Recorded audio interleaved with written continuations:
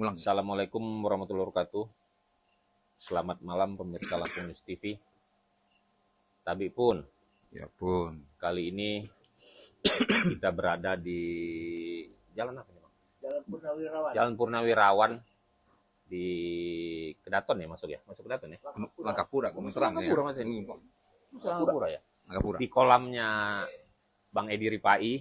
Dan makin malam ini makin banyak ini rupanya yang mancing di sini. Jadi kawan-kawan kalau ada yang pemirsa Lampung News TV kalau ada yang mau mancing boleh ke sini kapanpun dan setiap malam dia buka ya Bang ya? Iya. Setiap malam buka.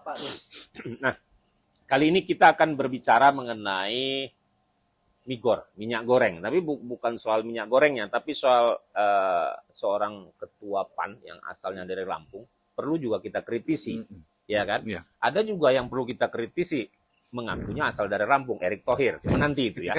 Nah ini yang dari Lampung dulu, ketua PAN yang juga wakil ketua MPR tadinya, sekarang sudah Menteri Perdagangan. Dan beberapa waktu yang lalu beliau mendapat teguran dari Pak Jokowi, dan kali ini malam ini kita akan coba ngobrol bareng Dr. Budiono dan Dr. Edi Ripai.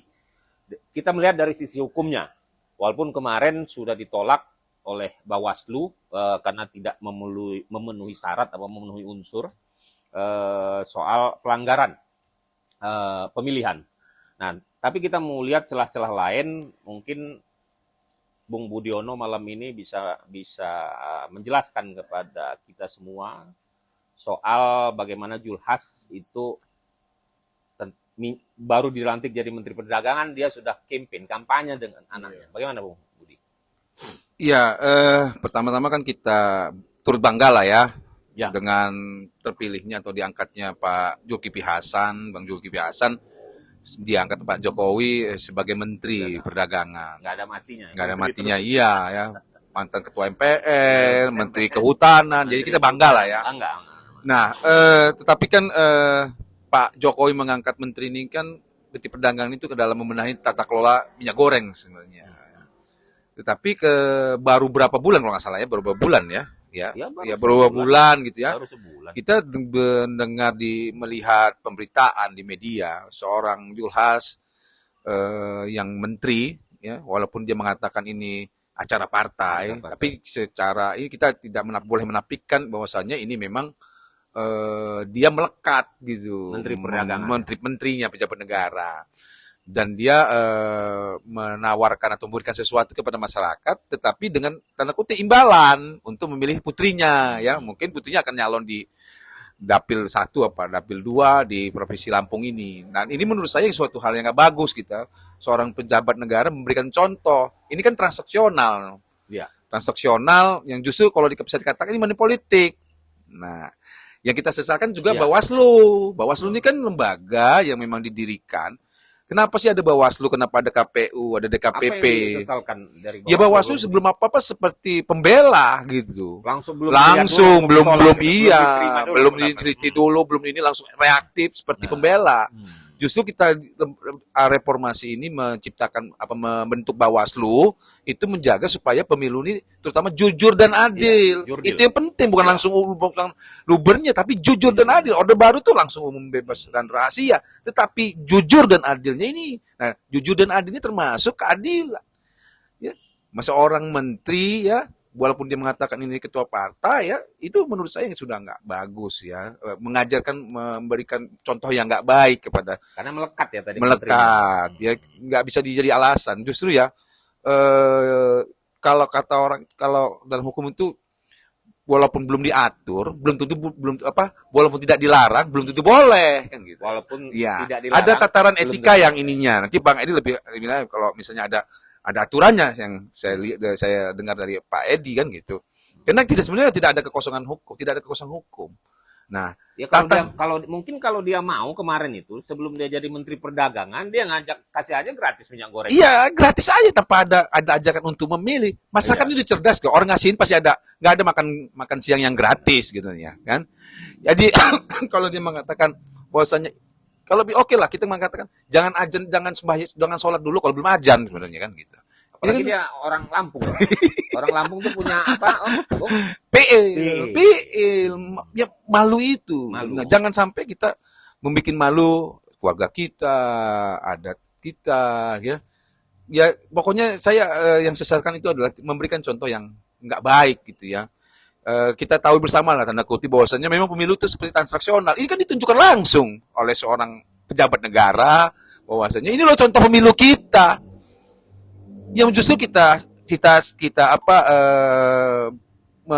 perbaiki sebenarnya hal-hal yang sifatnya transaksional ini. Ini kan memberikan eh, apa pembelajaran yang nggak baik ya. Apa ini karena ada apa namanya kalau kata orang atau dia Pak Julhas melihat celah bahwa ini ada kekosongan gitu. Nggak, ya tadi saya Belum masuk bilang.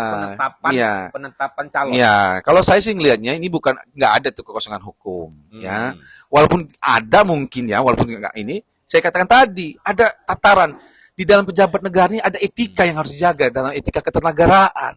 Dia ini Ada seorang job menteri, disk-nya. ada job, ada ininya, ya, ada job disk-nya. Oh, saya ini menteri loh, ya. Mengedukasi Iya, kan. jangan bersembunyi. Oh, saya acara partai, tapi menteri Bapak itu melekat. Itu yang ininya yang kita sesalkan. Kalau Ya. kalau itu bisa kalau saya sih ngatakan ya Hmm. bahwa itu ngeles namanya. Iya, itu Kan kan mencari. ngeles. Nah, inilah yang menurut Nggak saya cocok nggak ngeles kalau cocok. Ya, seorang itulah yang menteri gitu. itulah yang saya yang itu tadi. Ini kan merusak citra Pak Jokowi juga ujungnya. Padahal menterinya kasihan dengan Pak Jokowinya gitu, ya. Dan terima kasih Pak Jokowi sudah memberikan teguran gitu kan. Iya. Ya artinya Pak Jokowi kan tidak mengharapkan seperti itu gitu kan. Jadi kita nggak bisa lihat itu ada kekosongan. Nggak ada. Nah, kalau soal Bawaslu ini melihatnya gimana sih? Apa dia nunggu penetapan dulu? Ya kan Cara gini, menurut melihatnya. saya sih, Bawaslu periksa dulu dong. Panggil ahli-ahli, memang apa benar nih kekosongan, diperiksa dulu. Jangan mengatakan Jangan tiba-tiba, langsung ditolak. jangan Terima langsung dulu ditolak, terima pendaftaran itu kan. dulu. Terima dulu pendaftaran ini. Ini seperti PR. Ada Public etikanya relation. gitu, ada etika. Iya. Periksa dulu dong Periksa berkasnya, dulu dong. atau dari Iya. medianya Kan atau ada videonya. salah satu prinsip dari tugas daripada Bawaslu, pencegahan itu yang penting. Iya, iya, iya. Ya itu pencegahan, ini kan pencegahan. Betul. Kalau nggak dilakukan pencegahan ini pelanggaran. Ini kan sudah masuk Ya, tahapan. nggak jadi TSM ya. Iya, ini kan sudah tahapan. Udah masuk Udah tahapan. tahapan pemilihan ini walaupun belum kampanye. Itu tapi dia mendahulukan kampanye. Ini kan Ya, sudah pelanggaran. Definisinya kan sudah masuk tahapan. sebenarnya. Tahapan. Ini tahapan Tinggal, pemilu. tinggal mau masuknya di kampanye. atau Iya, di iya, awal-awal itu iya. Kalau mulai memang di dulu dalam kan udah tahapan pemilu, kalau kan? iya kalau memang nggak ada di undang-undang pemilu, ada mungkin ada di undang-undang Iya. lain gitu kan.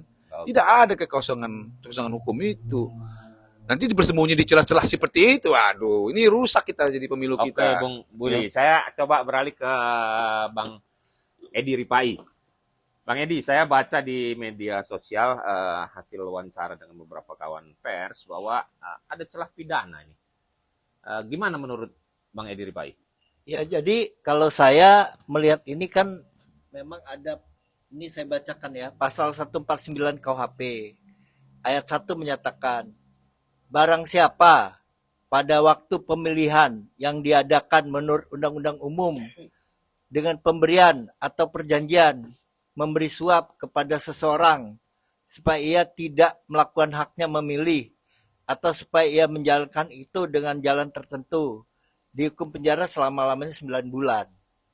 Jadi Ini nggak masuk undang-undang pemilu kan ini KUHP bukan, kan? ini KUHP, Kitab Pasal Undang-Undang Hukum 149 Pidana ya? 149 ayat 1. Ayat 1. Nah, di sini kan dengan demikian kita dapat melihat bahwa ada pasal KUHP yang mana apabila kita perbandingan dengan peristiwa yang ada dalam kasus JH ini di mana dia membagi-bagikan minyak goreng, itu kan sudah memberi sesuatu kepada orang lain, kepada masyarakat. Nah, kemudian ditambah dengan dia setelah memberi sesuatu itu dia mengajak masyarakat itu untuk memilih putrinya. Jadi kalau didasarkan ke 149 itu memenuhi unsur tindak pidana. Iya. Terus apakah itu harus dilaporkan? Sebenarnya nggak perlu laporan, ini delik biasa. Gitu. Delik biasa. Polisian Polisi bisa memanggil langsung melakukan proses penyelidikan gitu, penyelidikan, kemudian nanti penyidikan, dan dalam hal ini ya harus ada tindakan kepolisian. Tapi kan ya kalau kita melihat kenyataan yang ada, ya mungkin ya ada pakewu dan Ewu. sebagainya karena ini menteri kan. Tapi ada saya baca ada jurisprudensi di situ. Ya, nah itu ada Nah, ini. kasus Medan. Jadi, Sama apa prosesnya? sebenarnya? sama. Jadi di Medan itu ada seorang calon yang sama di dalam dia belum masa kampanye, dia kemudian melakukan Ajakan. bagi-bagi uang dan Terus dia mengajak. mengajak Hmm. bagi bawa 50.000 waktu 50.000 nih pilihlah saya sebagai wali kota kata dia. Padahal belum masuk tahapan juga. belum dong. belum jadi nggak bisa pakai pemilu karena belum masa kampanye. Terus dia dipanggil kepolisian atau Diproses oleh polisi. gimana? Walaupun Akhirnya tidak dipidana. memang tidak ada aduan, nggak harus Nggak ada ada. aduan ya. Karena Harusnya independen. begitu ya, Bawaslu periksa, oh ini bukan kewenangan dia, tapi menyerahkan ke polisi. Iya, bisa ya. Jadi Ya Bawaslunya cerdas, harus cerdas. diproses ke pengadilan. Bawaslu udah ganti belum? Ya ini kan Bawaslu Ini lagi masih Oh, proses. pusat. Bawaslu Ya. juga bingung besar, Bawaslu provinsi juga harusnya Iya. Bawaslu provinsi. Ya, Nah, terus, Bang. kemudian akhirnya diproses pidana dan dipidana. Dan itu akhirnya dari itu kan dia mengajukan banding kasasi dan putusan MA dia dipidana. Inkrahnya Orang- pidana. Iya, pidana. Karena memang dari segi unsur sudah memenuhi unsur. Jadi unsurnya itu adalah gitu. Dia di dalam masa pemilihan. Nah, kalau kita bicara pemilihan kan sejak 14 Juni udah ditetapkan presiden ini sudah pemilihan. Kemudian dia menjanjikan sesuatu, Menjanjikan sesuatu, Memberi. ya, memberi. Mengajak terus menjanjikan mengajak sesuatu. orang untuk memilih Memilih. atau tidak memilih. Nah, terus ini, Bang. Ini kan minyak goreng ini ya yang saya lihat di video. Minyak goreng ini 20.000. Dikasih gratis 10.000. Sudah gitu disubsidi lagi 10.000, jadi 0 rupiah. Subsidi 10.000 tuh oleh putrinya. Ya, kita kalau ngelihat video. Ini bisa nggak diselidiki sampai atas ini minyak gorengnya bener dibagi atau diperintahkan si pabrik ini lo tolong bagiin ke sini. Kan bisa juga tuh, Bang. Gimana? Ya, Nah, kalau saya nggak lihat ke situ. nggak lihat itu, saya hanya lihat ada unsur nggak, ada unsur dia sudah ini masa pemilihan, unsur berikutnya adalah dia memberi sesuatu, soal dia memberi sesuatu itu barangnya apa saja, pokoknya kalau dia sudah, karena beda nanti di dalam masa kampanye Beda lagi. memberi itu ada kriterianya, ada nilai-nilainya. Jadi misalnya sebagai contoh kan nanti di dalam masa kampanye itu ada ketentuan, misalnya dalam pemberian itu kalau bensin gitu Ya, untuk ongkos, ada biaya ini dan sebagainya, ada maksimalnya. hitung-hitungannya. Kalau KHP nggak ada. KHP itu pokoknya kalau memberi apa saja dia memberi, dia kena pidana. Memberi dan ada ikatan kan Iya, memberi dan ada ya ada transaksionalnya kayak itu. ya transaksional Iya. barter lah ya. Jadi kalau dia memberi aja, misalnya ada seorang calon gitu, sekarang ini dia bagi-bagi minyak goreng, dia bagi-bagi uang dan sebagainya, tapi dia nggak ngajak, nggak apa-apa. Nah, itu dari sisi yang itu ya melanggar pasal 149 KUHP ya, Iya. Bang. Tapi yang tadi saya bicarakan itu bisa nggak sih dikenakan seorang menteri menggunakan kekuasaannya untuk membagi minyak goreng secara gratis, yang apakah itu dibeli atau itu bisa nggak masuk ke itu? Ya kalau Pidana itu, ranah hukum pidana. dia hanya menyebut barang siapa. Jadi barang siapa itu apakah menteri atau setiap orang siapa saja, itu equality before Menggunakan the law. kekuasaan gitu, Iya. ya kan pasti menggunakan kekuasaan dengan Nah, cara itu. kalau itu mungkin bisa nanti kalau pakai undang-undang pemilu bisa ada. Kalau undang-undang pemilu iya, unsurnya iya. setiap orang. Setiap Kalau orang, itu bukan bisa- barang siapa. Bukan. Kalau setiap orang itu bisa orang per orang, bisa korporasi, bahkan bisa Ya, ya, ya. partai kena kalau pakai UU pemilu. Ya, Iya, mungkin iya. Pak Budi bisa menjelaskan itu karena dia beda unsur. Jadi menggunakan unsur itu ya. Jadi menggunakan kekuasaannya ya seperti mau dia gubernur, mau wali kota menggunakan kekuasaan untuk dia campaign itu kan ada unsur di undang-undang pemilu tadi ya. Iya, tapi undang-undang pemilu karena undang-undang pemilu itu bahkan korporasi bisa kena pidana Kena money pidana. politik, tapi dia jadi misalnya sebagai contoh minyak gorengnya itu ternyata dari perusahaan tertentu. Iya, dari perusahaan tertentu yang Itu- tidak dibeli. Iya, nah itu bisa kena pakai UU pemilu. Kenapa orang itu bisa ngasih? Mungkin karena ada Tapi kekuasaan kalau kan. di KHP enggak. KUHP Mungkin enggak. Ya, mengenai korporasi ada di dalam UU Ya, pemilu bisa. kalau Itu gimana, itu Bang masuk Budi? gratifikasi kalau di sistem pejabat Oh. negara berarti itu gratifikasi.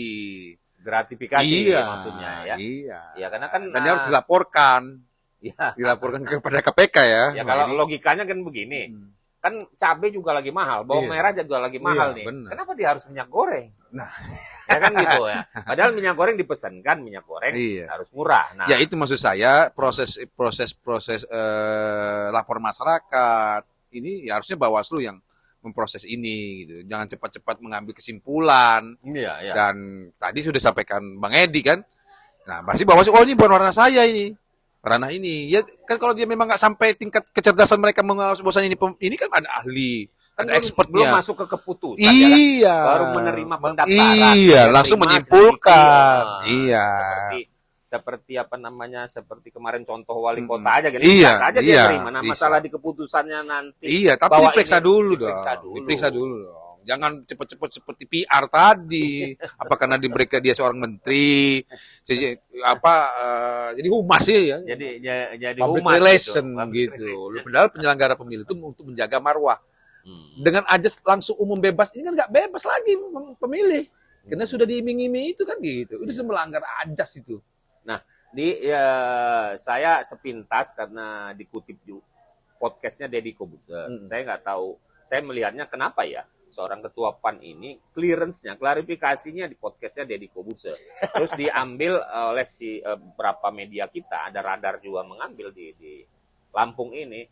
Poinnya adalah memang itu benar, mengajak.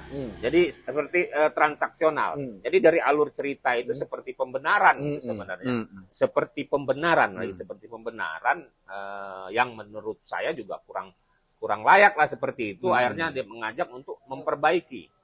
Nah, bagaimana pendapat Bung Budi soal itu diceritakan bahwa sekarang ini secara global mungkin seperti itu, samar-samar nih, Iya. samar-samar seperti itu. Gimana? Ya ini kan artinya Seorang menteri benar-benar itu kan ditunjukkan sebuah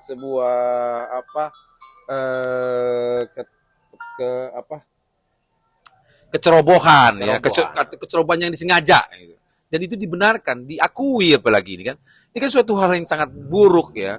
Kalau di luar negeri seorang menteri sudah melakukan itu, masukkan ke pelanggaran etika, ya kemungkinan dia langsung bisa melakukan mengundurkan diri gitu. Walaupun hukum normatifnya tidak mengharuskan dia mengundurkan diri, tetapi moral itu kan karena pejabat publik itu moral yang paling tinggi itu di dalam ketenagaraan ini. Ini yang tidak harusnya dicontohkan oleh pejabat-pejabat publik kita gitu. Jangan bicara normatif hukum saja, tetapi ada sesuatu yang sangat tinggi dari tataran kita ini adalah etika yang mungkin kita sebenarnya harus punya masyarakat kan kita punya standar etika yang sangat baik sebenarnya. Nah, kalau ini kan lokasi tempat, apa istilahnya, lokus ya, lokasi tempat kejadian, ini ada di Lampung. Iya. Ya, kemarin yang salah satu lembaga survei yang melaporkan ke Bawaslu Pusat ya. Iya. Nah, bisa nggak di sini ada yang melaporkan juga? Ya bisa ke aja. Bawaslu Iya. Karena tempatnya di sini. Ya sebenarnya Bisa kan nggak itu? Masyarakat misalnya bisa ada yang kan- melaporkan. itu kan Bawaslu tuh bisa berdasarkan temuan laporan. Ya, ini kan sudah di media sudah ini nggak perlu ada nggak perlu ada laporan lagi sebenarnya, bisa langsung Bawaslu-nya gitu.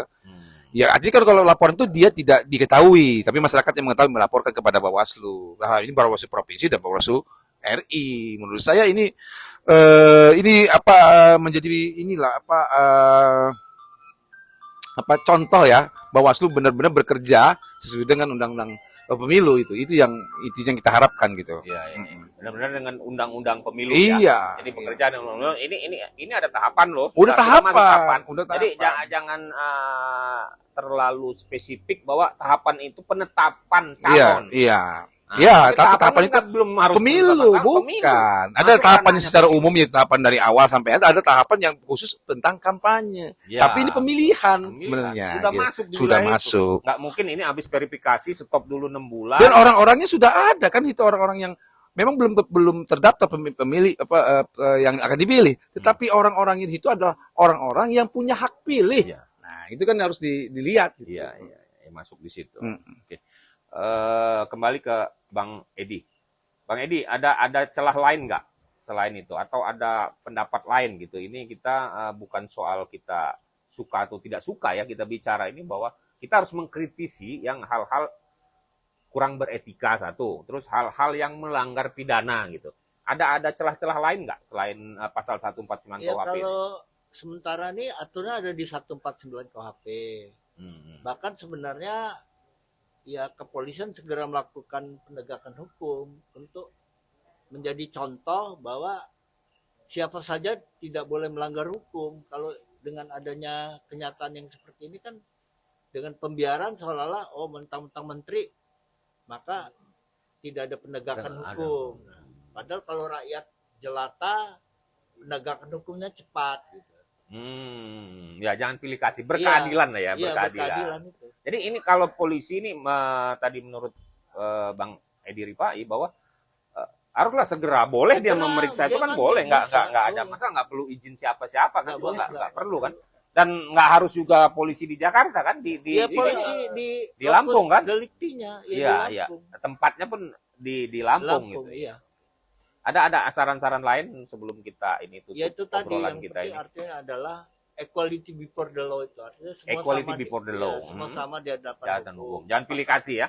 Dia menteri, apakah tukang beca atau apa. Ini kan contoh kemarin kayak di Menggala itu. Soal Ya ada masalah dikit aja misalnya ya seperti tindak pidana masyarakat kecil gitu. Itu langsung ditangkap, langsung ditahan segala macam. Banyak yang tapi yang punya kekuatan. terpencil Ini yang sekarang lagi ngetop ini kan Kadif Propam ya. ya kalau itu ya sama. Saya lihat ya Ini bulog kan betul-betul kelihatannya gitu. media juga kan mengarah tuh. Iya. Jangan pilih kasih lah sebenarnya Iya. gitu kan, mintanya Ya gitu seperti ya. itu kita perlu ada keterbukaan ke hukum yang sama dan sebagainya.